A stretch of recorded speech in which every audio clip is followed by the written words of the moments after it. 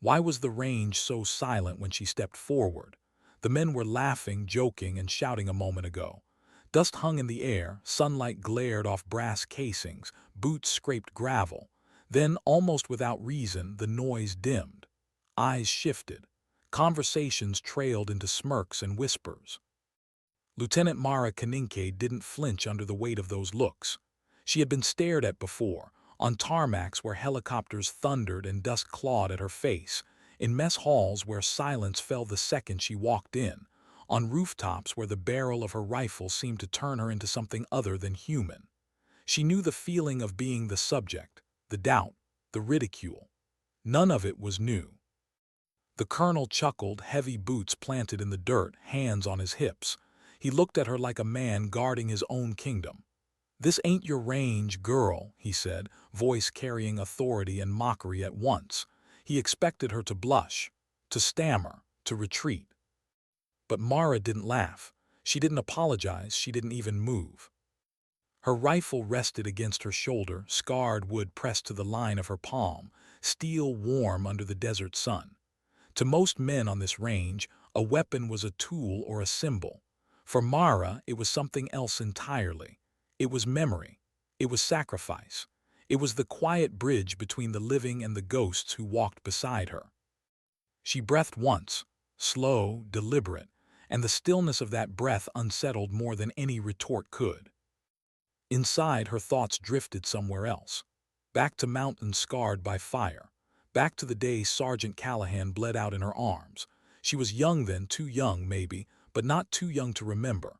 13 clicks from base, the snow mixed with dirt, the acrid bite of gunpowder stung her lungs. She had whispered to him, promised she wouldn't let his name fade. When the medevac never came, when his hand went cold, that promise became an oath. She carried his dog tags still, worn edges pressed thin by years in her pocket.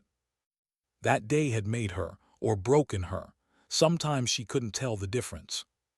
Now, standing on this training ground, dust thick on her boots, the same silence hummed in her chest. Callahan's absence was here as much as the colonel's laugh. She wondered if anyone else felt it. Probably not. The colonel stepped closer. His shadow stretched over her sights, daring her to acknowledge him. "Don't think we let anyone just wander onto this range," he muttered. His voice was low now, quieter but heavier too. A warning, not a joke. Mara traced her fingers over the marks carved into the rifle's stock. They weren't decorations, they weren't boasts, they were testaments. 121 of them. Each cut stood for a shot taken when hesitation meant someone else wouldn't live. They weren't kills, not to her, not in the way most men said the word. Each mark was survival. Each was someone brought home alive. She never told anyone the count. She never bragged. She simply remembered and carried them forward. The colonel, though, only saw wood and steel in her hands. Only saw a young woman he thought didn't belong. Whispers rippled through the men at the firing line. "She won't last a week here," one muttered. Another chuckled, shaking his head. Mara catalogued every voice, every smirk, not to lash back, not to prove them wrong, not yet, but because words like that mattered. They were reminders, ammunition for later.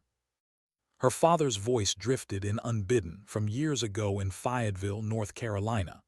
The backfield smelled of tobacco and rain, and he had placed a .22 rifle into her hands before her arms were even strong enough to steady it. "Don't shoot for noise, Mara. Don't shoot for show. Shoot for truth. A bullet doesn't lie." He had been a hard man, a broken man, but he taught her precision, and precision became the one thing in life that didn't abandon her. The colonel's boots scraped. His presence pressed harder. Mara inhaled again. She lined up her sights on the first target, the world narrowing to a clean line of sight, wind, breath, distance. She felt the vibration of her pulse against the trigger. "You know, Kaninke," the colonel started again, a smirk playing on his face, "most women wouldn't last a day in real fire. Why don't you just—" He stopped, the words froze. Maybe it was the way her finger settled. Maybe it was the storm in her eyes, he couldn't say. The shot cracked. Perfect, precise. Dust bloomed exactly where she meant it to bloom. Not close, not lucky, exact. The men went still. Another shot, another impact, not rushed, not forced, deliberate. The rhythm was almost ceremonial, bullet after bullet, each one placed where she willed it. By the third shot, the murmurs had stopped. By the fifth, the colonel's smirk had faltered. Mara didn't pause to look at them. She didn't need to. She wasn't shooting for their applause. Each shot was for something else, something older, heavier. Every time the trigger gave under her touch, she felt echoes of the people she had stood beside, the friends she had buried, the promises she had whispered. When she reached the last target, silence weighed thicker than dust. Even the wind seemed to ease, hesitant to disturb what had settled over the range. The colonel stepped forward again, his laugh brittle now forced. "Impressive," he said, his jaw tight, "but one lucky streak doesn't make a sniper." She lowered her rifle, deliberate calm. Her eyes met his, gray steel meeting sun-worn arrogance. And for the first time something shifted in his. Not respect, not yet, but doubt. "Lucky streak?" she asked, her voice quiet but sharp enough to cut through the dust. She let the pause hang like a blade. "I count 121. He frowned, confused. She didn't explain, she didn't need to. The men stirred, sensing something unspoken. Her words weren't for them. They were for herself, for Callahan, for every ghost she carried. The colonel swallowed hard, a subtle twitch betraying what his authority tried to hide. Mara finally nodded once, not to him, but to the line of soldiers watching. A gesture simple, professional. A recognition. She was here, she saw them, she wasn't above them. That nod carried more weight than any boast could. Respect isn't demanded, it's earned, and it's earned silently. Private Jennings, a young recruit barely steady on his feet, muttered to the man beside him, "I didn't think she could do it." Mara's voice cut through without turning her head. "Don't just think, son. Observe, learn. Respect comes after mastery, not before." The words hit harder than the shots. Jennings blinked, straightening unconsciously. The colonel exhaled slowly, the fight leaving his posture. He didn't concede out loud, but he stepped back. And sometimes silence is its own admission. Mara slung her rifle, boots kicking dust as she turned. She didn't wait for applause, didn't linger for approval. That wasn't the victory. The victory was quiet, private, internal. Because strength never lived in the noise. It lived in the silence. And as she walked away, long shadows falling across the range, even the whispers seemed to soften. Less doubt, more something else. Something close to respect. What did she see in every pair of eyes that turned away as she walked? Not admiration. Not yet. Something else. Doubt, curiosity, maybe fear. But behind that curtain of silence, there was always the same question lingering unspoken. Who was she, really?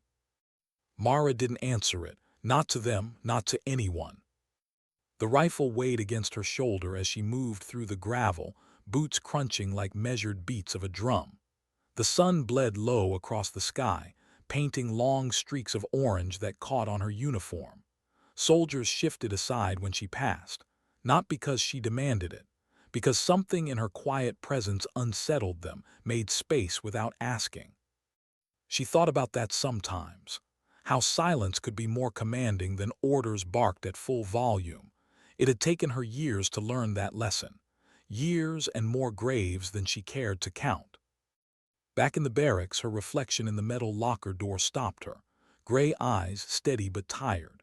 A face carved by too much sand, too much loss, too much waiting in shadows that never promised answers. She brushed a lock of hair back beneath her cap, slow, deliberate. For a fleeting second, she wondered what life would have been if her father hadn't placed that rifle in her hands, if Callahan hadn't died, if the world had been softer, kinder. But life hadn't been soft, and she hadn't been given kindness. She unbuckled the rifle, laying it on the narrow cot. The stock gleamed faintly, every notch a scar carved into wood and into her. 121. She ran her fingers over the marks again, and her breath caught, not from pride, from weight. Every one of those cuts reminded her of what survival demanded, and survival always demanded more than anyone expected. A knock broke the thought, sharp, hesitant. "Myra." The voice was uncertain, young, Jennings. She opened the door.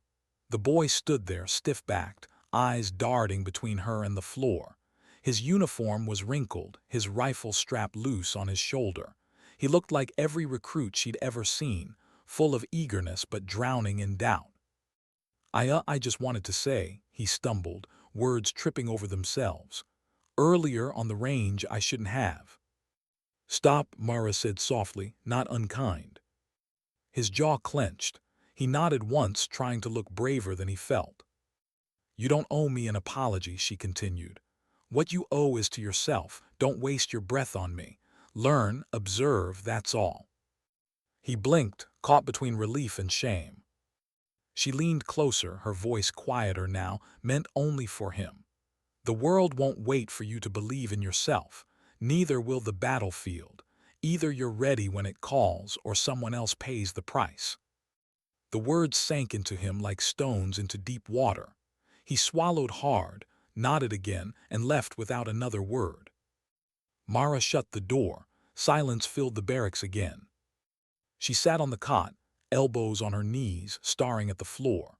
The ghosts returned quickly, uninvited. Callahan's laugh in the snow. Corporal Diaz's hand slipping away during that night ambush outside Kandahar. The radio static when she had begged for cover that never came.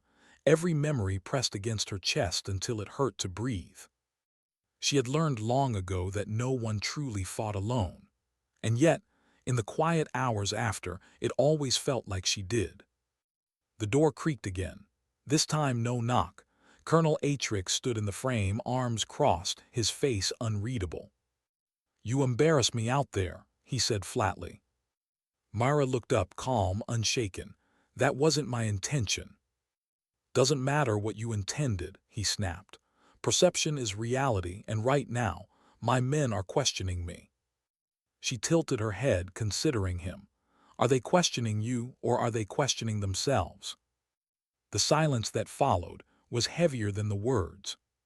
He stepped inside, closing the door with a thud. His voice lowered, carrying something different now. Not mockery, not arrogance. A grudging edge of respect mixed with something else. Fear, maybe. "Where'd you learn to shoot like that?" he asked. Mara's eyes lingered on the rifle beside her. She didn't answer immediately. Instead, she asked her own question. "Why do you want to know?" He frowned. "Because I need to understand what kind of soldier I have standing in my unit. Because if you're going to be here, you're not just some curiosity. You're a factor, and factors change outcomes." His words surprised her. She hadn't expected honesty. She leaned back slowly. "I learned because I had to, because no one else was going to protect me, or the people I swore I'd never lose again." Atrix studied her a long moment. The creases on his weathered face deepened. For once, he didn't try to laugh, didn't try to diminish. He only nodded curt before turning toward the door. As he left, his parting words lingered. "Careful, Lieutenant. Men respect skill, but they fear silence, and fear makes people unpredictable." When the door shut, Mara exhaled, long and steady. The colonel wasn't wrong. Silence unsettled, and sometimes unsettled men did dangerous things. That night she couldn't sleep. The barracks groaned in the desert wind, shadows shifting across the walls like memories that refused to rest. She lay awake, listening to the rhythm of her heart against the cot. Every beat was steady, trained, disciplined. But underneath, something else pulsed, an unease she couldn't name. Tomorrow there would be another test. She didn't know what form it would take, only that it would come, because it always came. When morning arrived, the range wasn't the same. The air buzzed with tension, every soldier sharper, quieter. Word had spread about her shots, not officially, not through orders, through whispers passed mouth to mouth like fire catching in dry grass. Jennings avoided her eyes, others stared openly now, some with curiosity, some with resentment, a few with something closer to awe. But Mara didn't meet any of them. Her gaze fixed on the horizon, on the pale sun rising over barren hills. She knew how quickly whispers turned into storms, how quickly storms consumed. And somewhere inside, she knew this wasn't just about the range anymore. Something was coming, something bigger than drills and egos. The colonel's warning echoed in her head. Men fear silence. Fear makes people unpredictable. She adjusted her rifle strap, shoulders squared.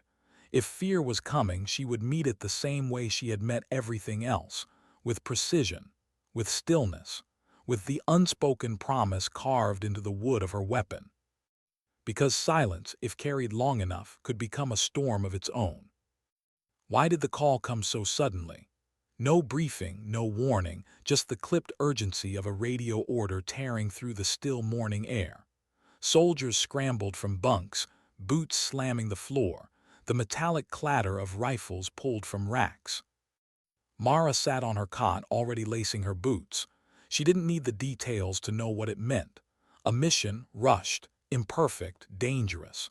The kind that stripped away pretense and showed men who they really were. Jennings stumbled past her, eyes wide, fumbling with his strap. "Ma'am," they said.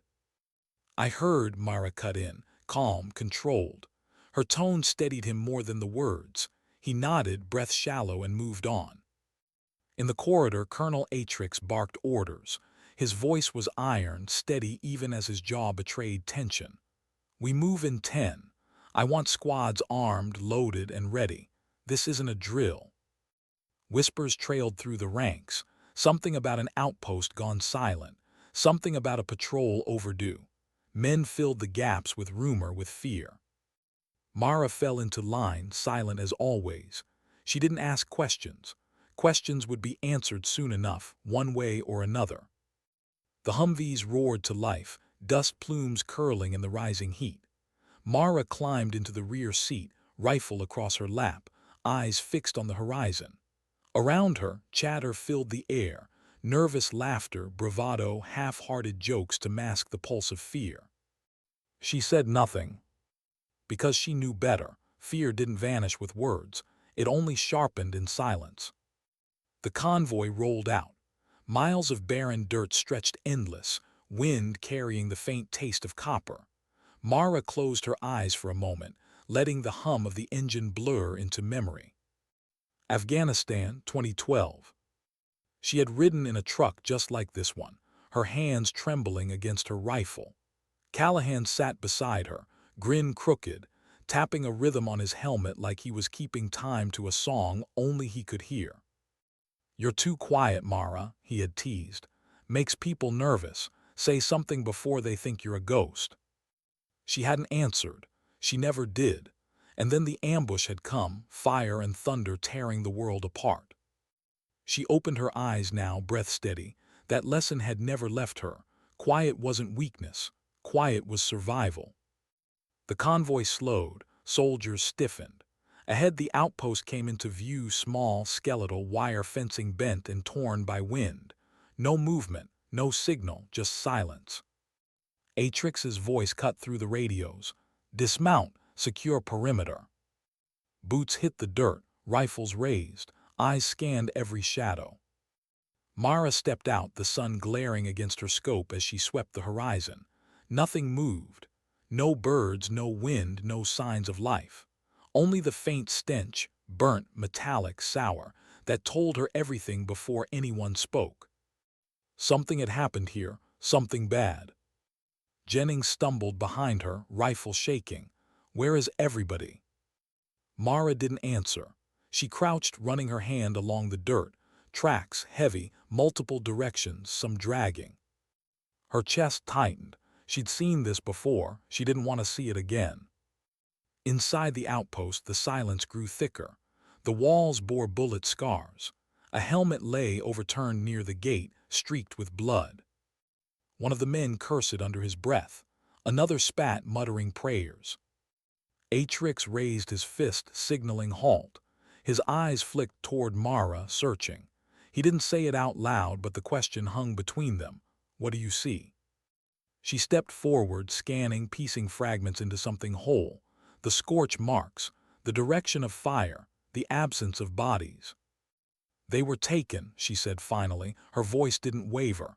Not killed, at least not here. The men shifted uneasily. Taken meant alive, but it also meant worse. Atrix's jaw tightened. Then we track. Mara nodded once. She already knew what that meant. Long hours in the heat, every sense stretched thin, and the knowledge that whatever had left this place in ruin could still be close, watching, waiting. They set out on foot, the sun pressing harder with each step. Sweat clung to uniforms, rifles dug into shoulders.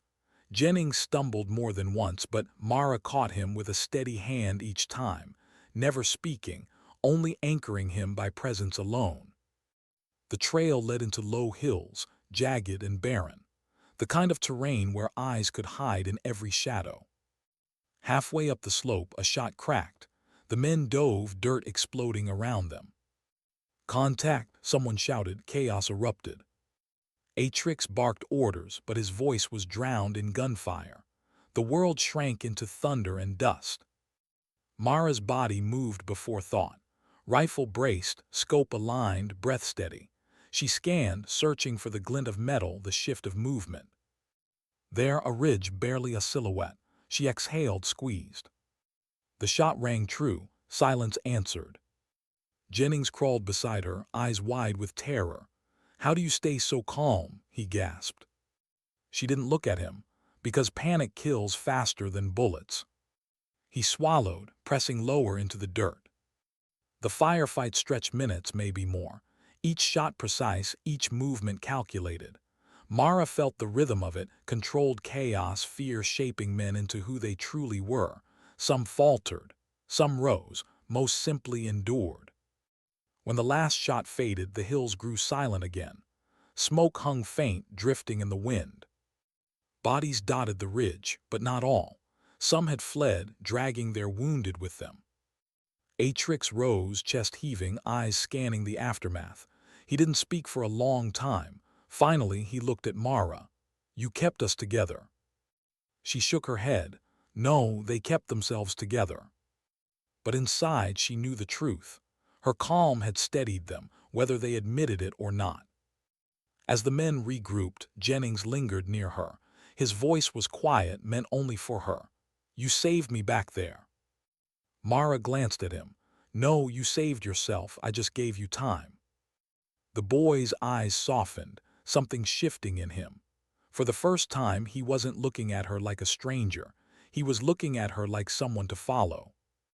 The sun dipped lower as they pressed on, shadows stretching long across the barren earth.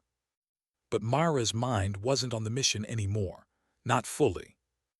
Because something in the firefight had unsettled her. Not the bullets, not the chaos. The way one silhouette had moved, quick, precise, professional, not like the others. She had seen skill in that shot, skill that didn't belong to raiders or scavengers. And the thought tightened her chest with a question she didn't want to face yet. Who exactly were they really up against? Why did the tracks keep pulling them deeper when every instinct screamed to turn back?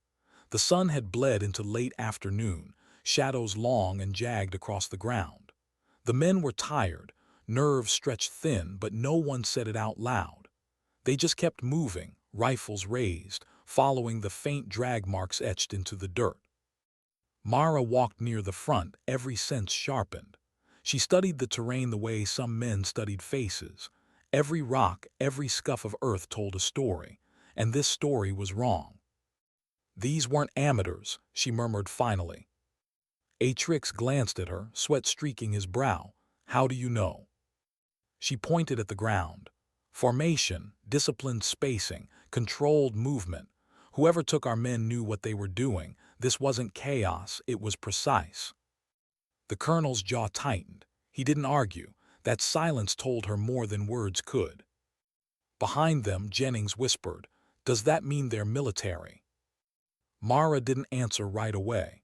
She didn't want to. The thought hung in her chest like lead. If Jennings had noticed her hesitation, he didn't push. They pressed on, hours stretched. The hills gave way to narrow canyons, rock walls pressing close. Shadows pooled thick between the cliffs, swallowing sound. The kind of place where a single ambush could erase them all. Mara felt the weight of her rifle steady in her hands. The wood was worn smooth where her fingers had gripped it through years of nights like this. Her father's voice echoed faintly again. Don't shoot for noise. Shoot for truth. But what truth was she even looking at? Who were these men they were chasing? Why had they taken soldiers instead of leaving bodies behind? Her stomach twisted with questions she couldn't voice. At dusk, they reached a ridge overlooking a valley. Below, in the dim light, a cluster of structures sat half-hidden against the rock, crude, makeshift, but occupied. Smoke rose faint from one roof. Movement flickered in the shadows. The outpost, or what was left of it. The men crouched low, eyes narrowing. One whispered a curse. Another asked too loudly if those were their missing comrades down there. Quiet, Atrix hissed. He lifted binoculars, scanning, his face hardened. Prisoners, he muttered. At least 3, maybe more. Jennings shifted beside Mara, whispering, We've got to get them out right. Mara's eyes stayed fixed on the valley. Shapes moved in the dark, their patterns too deliberate. Guards, patrols, and something else. A man with posture too precise, too confident, not like the others. Her stomach sank. This wasn't random, this was planned. We can't storm it, Mara said softly. Atrix lowered the binoculars, his head snapping toward her. We don't have a choice. We do, Mara replied, calm but firm. If we go loud, they'll kill the hostages before we're through the first wall. They're waiting for that. They want us desperate. Her voice carried weight in the silence that followed. Some of the men shifted uncomfortably. Others looked relieved that someone had spoken the truth they hadn't dared admit. Atrix's jaw clenched. He hated her calm, hated the way the men listened, but even he couldn't deny it. Jennings whispered again, So what do we do? Mara didn't answer right away. She studied the valley, the guards, the patterns of their movements. She mapped it in her mind, every angle, every blind spot. Finally she exhaled. We wait until dark, then we go quiet, one shot at a time, one step at a time, no noise, no panic. The colonel bristled. That's not how I run missions. Mara met his eyes, gray steel to weathered authority. Then maybe that's why your men are missing. The silence that followed was heavier than any argument. When night came, the desert cooled, shadows thickening. The unit moved like shadows themselves, slipping down the ridge, boots barely scraping stone. Mara led the way, Jennings close behind, every breath of his ragged but controlled. She could feel his fear, but she could also feel his determination pressing against it. That mattered more. At the edge of the valley, they paused. Voices drifted faint from the structures, foreign, sharp, mixed with laughter that didn't belong in a place holding captives. Mara raised her hand, signaling halt. She crouched, sighting through her scope. The first guard walked into view, rifle slung carelessly. One breath, one squeeze. The man dropped soundless. Jennings flinched at the silence. No cry, no alarm, just stillness returning, heavier than before. Truth, Mara whispered under her breath. One by one they advanced. Shadows swallowed them, each step measured. Mara felt her pulse slow with every movement, the calm overtaking fear. This was where she belonged, not in barracks, not on ranges, in silence, in control. But inside, the unease never faded. Because as they neared the structure holding the captives, she saw him again. The figure with the precise stride, posture like a soldier. He moved differently, too clean, too trained. Her chest tightened. This wasn't some warlord or scavenger. This was someone who knew their world. Someone who might even have worn the same uniform once. The thought burned. At the rear wall of the building they paused. Atrix leaned close, whispering harsh. We go in hard. Mara shook her head. You go in hard, they die. Jennings looked between them, caught in the tension. The men behind waited, torn between command and the woman whose calm steadied their hands. Mara placed her palm on the wall, listening. Voices, movement, the faint shuffle of boots too controlled for captives. And then something else, a whisper of English. Her blood froze. Whoever was inside wasn't just an enemy. They were something closer. She pulled back, eyes hard. "This isn't what you think," she whispered to Atrix. "These aren't just enemies. Someone running this who knows us, knows our tactics, knows our weaknesses." His face darkened. "Are you saying?" "Later," she cut in. "Right now we move, quiet, no mistakes." For a heartbeat she thought he would argue. Then grudgingly he nodded. Mara exhaled once, steady, and signaled the men forward. They slipped inside. The air was thick, musty, stinking of sweat and fuel.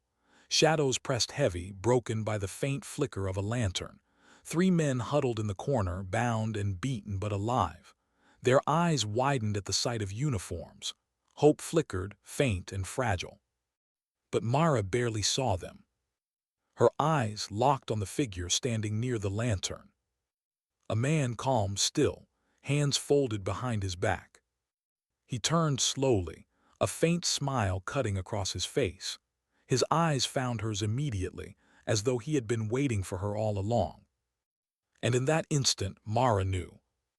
This wasn't a rescue. This was a trap. Why was he smiling? That was the first thing Mara noticed, the quiet, knowing curve of his mouth, as if he had been waiting not just for them but for her. The lantern glow carved half his face into shadow, the other half lined with scars that spoke of experience, not accident. The men froze, rifles raised, breath caught. The 3 bound captives shifted, muffled cries trembling through gagged mouths. But the man by the lantern didn't move. He didn't flinch. He didn't fear. "Drop it," one of the soldiers barked, his voice cracking. The stranger tilted his head, eyes never leaving Mara's. "Always so loud," he murmured. His voice was steady, low, carrying a cadence that didn't belong to bandits. It belonged to training, to discipline.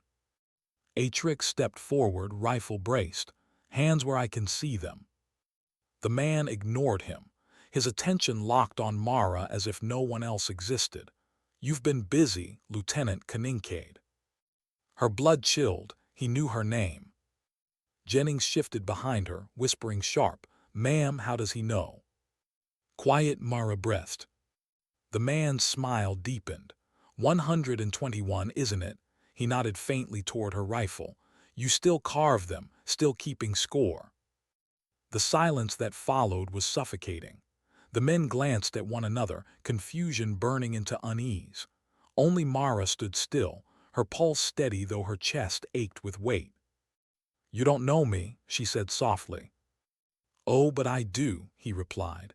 "Not your face, not your name, but your work, the long shadow you cast on the other side of the world." He stepped closer to the light, slow, deliberate. His movements weren't careless. They were controlled, exact, like hers. "I was trained like you," he continued. "Different flag, same lessons, precision, patience, silence. You were a ghost on the other end of a scope once. Now here you are, walking into mine." The words hit like a rifle crack. Mara's grip on her weapon tightened, but she didn't lift it. Not yet. Atrix snapped, "Enough of this. On the ground now." The man finally shifted his gaze just enough to acknowledge the colonel, and then he chuckled, quiet, mocking. "Still barking, still thinking noise will save you." The tension snapped in an instant. A door at the far side slammed open. Shadows poured in, armed men, disciplined, rifles raised. Not raiders, not scavengers, soldiers. Gunfire erupted. The room exploded into chaos. Wood splintered, shouts echoed, bullets cut through darkness. The captives screamed through their gags. Mara dropped low, dragging Jennings with her as rounds ripped through the air. She rolled, rifle braced, scope flashing as she picked her shots. Each squeeze was deliberate, clean, bodies dropping in silence between the thunder of gunfire. Atrix bellowed orders, trying to rally control, But control was already slipping. The trap had sprung, and the enemy had the ground advantage. "Mara," Jennings shouted, fear raw in his voice. "Breathe," she barked back. Her tone snapped him into focus, steadied his shaking hands. He fired, this time measured, finding his mark. The stranger by the lantern hadn't moved. He stood calm amid the storm, watching her with those quiet, knowing eyes. Every shot she took, every decision she made, he observed like a teacher grading a pupil. And that unsettled her more than the bullets. Finally, the room cleared. The last of the enemy fell, silence crashing back heavier than before. The air reeked of cordite and blood. The stranger was gone. Mara's chest rose and fell, steady but strained. She scanned the corners, the doors, every shadow. He had slipped away in the chaos like smoke. Atrik's cursed voice ragged. "Damn it, he played us." Mara didn't answer. Her eyes were on the captives. She cut their bonds quickly, her hands steady even as theirs shook. One of them wept, another whispered thanks, the third clung to her arm like a man drowning. "Move them out," she said firmly. "Now." The men obeyed, relief flooding the ranks. But beneath that relief was something darker. Questions, fear. Back outside, the night pressed heavy. The rescued soldiers staggered into the cool air, blinking at freedom that felt too fragile. The unit regrouped, rifles scanning the ridge for signs of pursuit. Atrix turned on Mara, voice sharp. "What the hell was that?" She met his glare calmly. "It was a trap, we walked into it." "And he knew your name," Atrix snapped. "How the hell does he know you?" The men turned their eyes on her, the question burning in every face. Jennings, wide-eyed and pale, looked the hardest of all. Mara exhaled slowly, her jaw tight. She could feel the ghosts pressing closer, memories clawing their way to the surface. Afghanistan, Syria, nights when the line between hunter and hunted blurred into something indistinguishable. "There are things I haven't told you," she admitted quietly. The colonel's eyes narrowed. "Then maybe now's the time." But Mara didn't answer. Not yet, because the truth wasn't just dangerous, it was corrosive. Once spoken, it wouldn't stop. It would unravel everything. Instead, she turned toward the dark horizon where the stranger had vanished. Her voice was low, steady, meant more for herself than anyone else. "He knows me because he is me," she whispered. Jennings frowned, confused. "What do you mean?" Mara didn't reply. She adjusted her rifle strap, eyes locked on the shadows. Because she knew what she had seen. The way he moved, the precision in his calm, the silence he wielded like a weapon. He wasn't just an enemy. He was a reflection. And reflections had a way of showing you not who you were, but who you could become. The men packed up quickly, moving out before more hostiles could regroup. Every step back through the canyon was heavy, the night pressing like a weight on their shoulders. The rescued soldiers staggered, supported by comrades, their relief tempered by fear of what still lurked behind them. Mara walked at the rear, scanning the shadows, her body calm but her mind far from still. She remembered Callahan again, the way his blood had soaked into snow, the way she had promised she wouldn't let his death be meaningless. That promise had guided every shot since, every mark carved into the rifle. But now, faced with an enemy who mirrored her silence, her precision, her skill, that promise felt fragile. What if the line she had walked so carefully, all these years, was thinner than she believed? What if one wrong step could turn her from protector to predator, from soldier to ghost? As dawn bled into the horizon, the unit trudged back toward safety. The men whispered less now, not from doubt, not from disrespect, from something colder. Fear. Not of the enemy in the hills, of the quiet storm walking among them. Why did silence feel heavier than gunfire? The convoy crawled back across the desert, rescued soldiers slumped in the rear, dust curling in the wake of tired engines. No one spoke, not Jennings, not Atrix, not even the men who usually filled quiet with nervous laughter. They all kept stealing glances at her. Mara felt them, those looks grazing her like blades. She didn't return them. Her gaze stayed locked on the horizon, calm, steady. But inside, the storm churned. The stranger's voice replayed in her head. 121, isn't it? How could he know? How could anyone know? The notches on her rifle weren't documented. They weren't filed in reports. They were hers alone, private and sacred. She had never spoken the number out loud. And yet he knew. The weight of that fact pressed harder than the rifle across her lap. When they reached the base, the rescued soldiers were rushed to medics. The rest of the unit filed into debrief, shoulders hunched, faces pale. Atrix stood at the front, his presence heavy, his eyes darker than the dust-streaked walls behind him.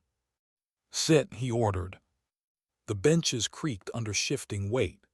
Jennings sat near the back, fidgeting with his helmet, eyes darting between Mara and the colonel. Atrix's gaze locked on her. Not the men, not the captives, her. "You knew something," he said. "No question, a statement."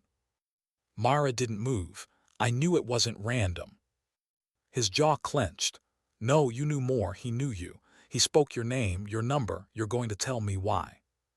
The room grew colder. Soldiers leaned forward, breath shallow, waiting. Mara inhaled once, slow. Her voice was calm, deliberate.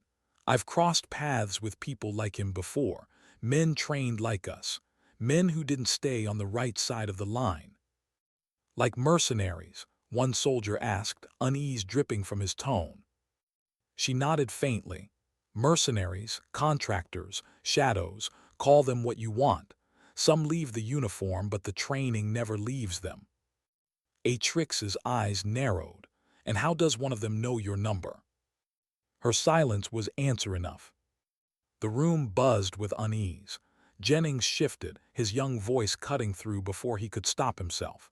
"Ma'am, is he your enemy, or something else?" Every head turned.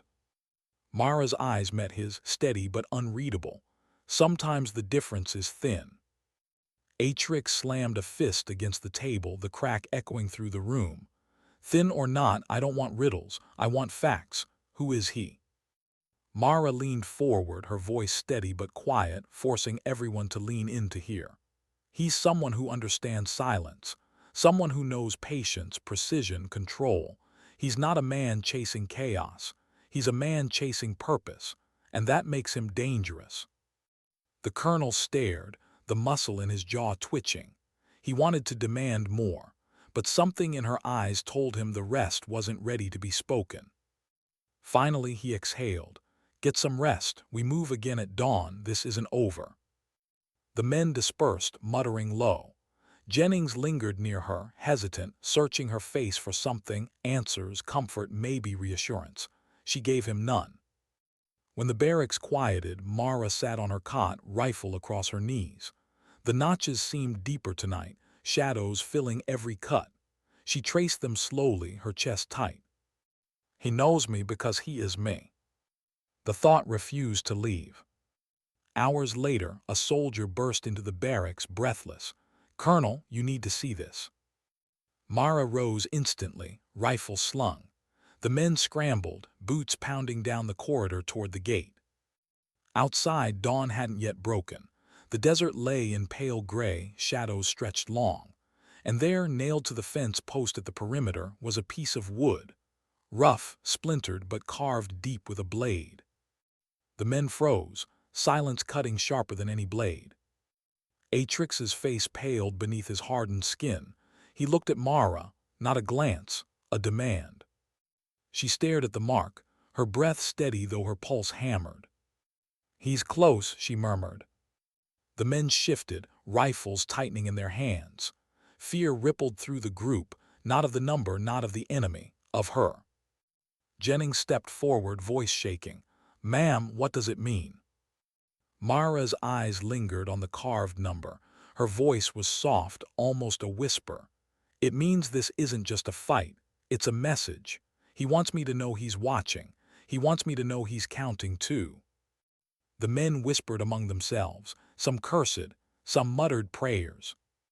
Atrix barked, "Enough," Back inside, all of you."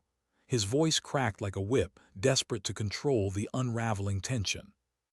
The soldiers obeyed reluctantly, but their eyes never left Mara as they passed. She stood alone at the fence, the number carved deep into her mind. She thought of her father's lessons, of Callahan's laugh in the snow, of every ghost tied to those notches on her rifle. She whispered into the wind, voice trembling just enough for only herself to hear. "What are you trying to make me see?" The desert didn't answer. Only the number remained, burned into wood and memory alike. That night sleep didn't come. She sat on her cot, rifle across her lap, listening to the restless breaths of men pretending to rest. Every creak, every shift of weight, every muttered dream pressed against her like static. Jennings whispered once, barely audible, "Ma'am." She didn't turn, "Sleep." But he pressed softer, "Are you scared?" Her chest tightened. She considered lying, but she didn't. "Yes." The silence that followed was fragile. Then Jennings whispered again, steadier this time, "So am I." For the first time that night, her lips curved faintly, almost like a smile, not of humor, of recognition. Fear wasn't weakness. Fear was proof you still cared about living. When dawn finally broke, the unit moved again. The air was sharper, the men quieter. They glanced at Mara as if she carried the weight of the carved number in her pack. And maybe she did. Because every step into the desert wasn't just a mission anymore. It was a duel. Not of bullets, of silence. Why did the desert feel alive, as though every grain of sand carried eyes? The sun climbed high, burning the horizon into a blur, yet the men still moved in low crouches, rifles raised, breaths tight. They weren't walking into a mission anymore. They were walking into a lesson. One carved into wood, one etched into silence. Mara walked near the front, her rifle balanced like a heartbeat. She scanned the ridges, every shadow, every glint of light. The enemy wasn't just near, he was watching, always watching. Jennings whispered from behind, his voice cracked with tension. "Ma'am, it feels like he's hurting us." She didn't slow. "He is." The men stiffened at her calm admission.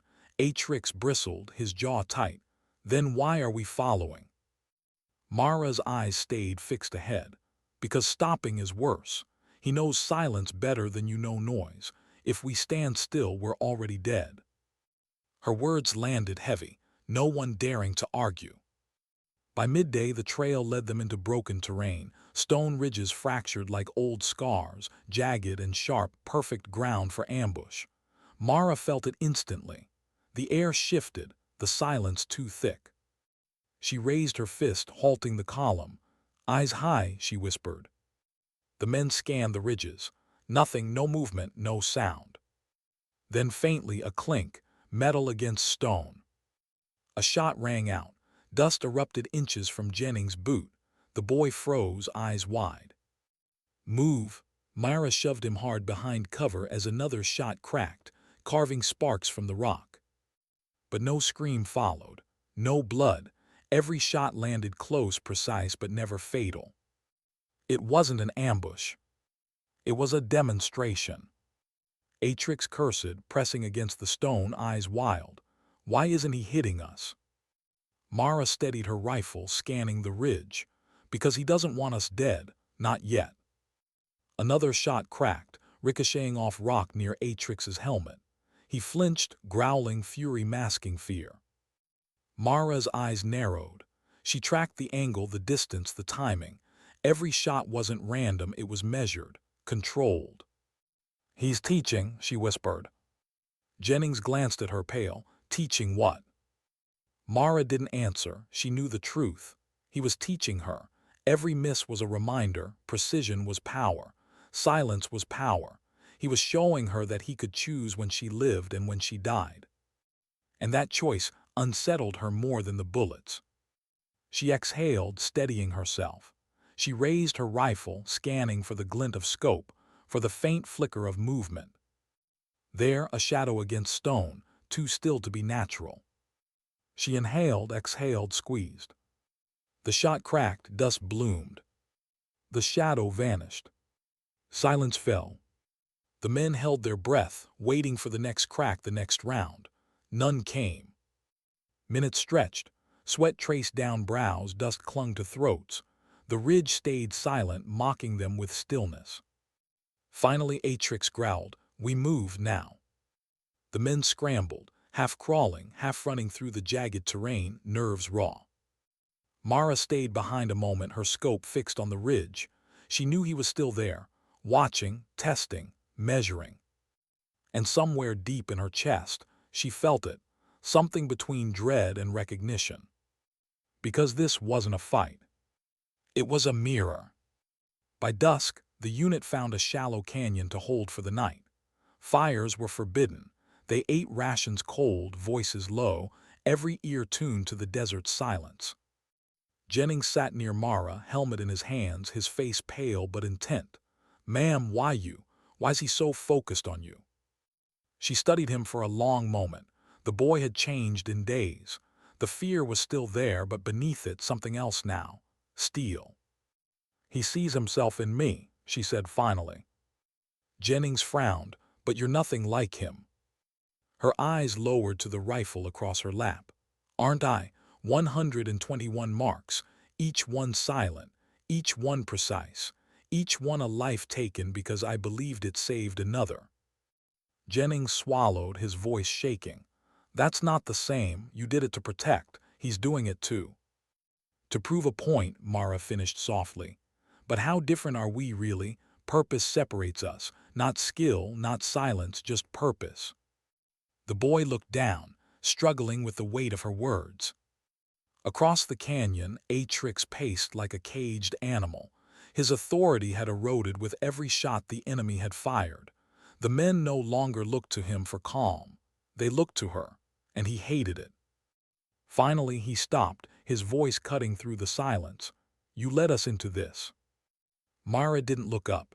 "No, he led us. I'm just keeping you alive in the path he chose." Atrix's face darkened, his fists clenching. "And what happens when your choices stop saving us?" Mara's eyes lifted slowly, gray and unflinching. "Then you'll know the difference between noise and silence." The words hung heavy, heavier than any bullet. That night Mara lay awake, staring at the canyon walls. She listened for the whisper of movement, for the scrape of stone. Nothing came. But her dreams weren't still. She dreamed of Callahan again, of the snow, of blood staining white ground. But this time when she looked up, it was Callahan lying there. It was Jennings. She woke with a start, breath sharp, chest tight. The desert remained silent, the stars unblinking, but the fear lingered. Because dreams had a way of bleeding into truth. At dawn, they moved again. The trail was harder now, less clear, but Mara still read it, the faint scuff of boots, the subtle drag of something heavy. He was leading them somewhere, always forward, always deeper. Jennings trudged close, his voice hoarse. "Where he taking us?" Mara's eyes narrowed on the horizon. "Where he wants the lesson to end." The boy shivered. "And what lesson is that?" She didn't answer, because the truth clawed at her chest, unspoken. The lesson wasn't for the unit. It was for her. By midday, they reached another ridge. The air was still, too still. Mara raised her scope, scanning. And then she saw it. Not a man, not a weapon. A mark, carved deep into the stone, visible even from the ridge's edge. Jennings saw it too, his face drained of color. "Ma'am, what does that mean?" Mara's breath caught, chest tightening like a vice. Her voice was barely a whisper. "It means he's already ahead of me." The men shifted uneasily, whispers breaking the fragile quiet. Atrix's face darkened. "What the hell does that mean?" Mara lowered her rifle slowly. Her voice trembled not from fear, but from the weight of truth. "It means someone else is already dead." And silence answered, heavier than the desert itself. Why did the number 122 burn more than all the others combined? She had seen it carved into the ridge, deep and deliberate, a mark not of chaos but of intent. And unlike the 121 she carried, this one wasn't hers. It belonged to him. The men whispered behind her, fear moving like static through the ranks. Jennings clutched his rifle, his face pale, his breath shallow. "Ma'am, who do you think it was?" Mara didn't answer. She couldn't. Her chest ached with the truth she didn't want to voice. Whoever 122 had been, they were gone now. The enemy wasn't boasting. He was speaking directly to her. Atrix barked, trying to crush the silence. "We move, now. We'll track this bastard and put an end to it." But the men didn't move with his command. Their eyes stayed fixed on Mara, waiting for her. And she felt it, the shift of weight, the quiet surrender of authority. Atrix still wore the rank, but she carried their faith. It was a burden, heavier than the rifle across her back. By dusk, the trail led them into a basin. Rock walls curved around them, high and jagged, the kind of ground that could swallow a unit whole. The sun dipped low, shadows stretching like scars across the earth. Every step pressed harder into Mara's chest. This wasn't terrain they stumbled into. It was terrain they were led into. She raised her fist, halting the column. "Stop." Atrix spun, face red with fury. "Don't you dare countermand." Her eyes cut to him, sharp as steel. "He's here." The men froze. Jennings' breath hitched audibly. Fingers tightened on triggers. And then, like smoke drifting into form, he appeared. Not from the ridge, not from shadows, from the open. He walked calmly across the basin floor, rifle slung but untouched, hands empty. Every step deliberate, unhurried. The man from the lantern, the man from the ridge, the reflection. The soldiers raised their rifles instantly, barrels tracking him. Atrix shouted, "On your knees, now." The man ignored him. His eyes found Mara, only her. "You came," he said, voice carrying in the still air. "Good." Mara stepped forward, every nerve on fire, yet every movement calm. "You left your mark." He smiled faintly. "So did you." The words hit harder than any bullet. Atrix growled, raising his weapon. "One more word and you're dead." The stranger's gaze flicked to him, then back to Mara, dismissing the colonel entirely. "They don't matter, not really. This was never about them." Jennings whispered, "Ma'am." His voice trembled. Mara steadied him with a glance. Then she focused again on the man before her. "What do you want?" she asked. His smile faded. His voice softened, almost gentle. "I want you to understand. Silence isn't survival, it's surrender. Every mark you carry, every ghost, you think they weigh on you because you cared, but they weigh because you've let them define you." Mara's chest tightened. "And what defines you?" He stepped closer, slow, deliberate. "Choice. I chose to stop fighting for someone else's orders. I chose to fight for my own." He was close now, too close, his presence pressing against hers like a mirror held to her face. "You and I, we are the same. Precision, patience, ghosts on rooftops, but you still think you can carry the silence without becoming it." His words carved deeper than his number. Mara's voice was steady, though her hands trembled faintly at her sides. "You're wrong. Silence doesn't consume me. It shields me. It saves the ones I can still protect." He tilted his head, eyes narrowing. "Then prove it." And in that instant he moved. Not for his rifle, for her. The basin erupted. Rifles cracked, shouts rang out, dust exploded into the air. But Mara and the stranger didn't hear them, didn't see them. It was just the two of them, two ghosts colliding in silence. Her rifle came up. His hand reached. The world slowed into fragments. The grit under her boots, Jennings shouting her name, Atrix's orders lost in the chaos. One breath, one shot. The crack split the air. Silence followed. When the dust cleared, he was on the ground. A single wound, precise. His eyes stayed locked on hers, even as his breath faltered, even as life drained. And in those fatting eyes she didn't see hatred. She didn't see defeat. She saw recognition, a mirror shattering. His final words rasped through the dust. Now you know silence has a cost. Then he was gone.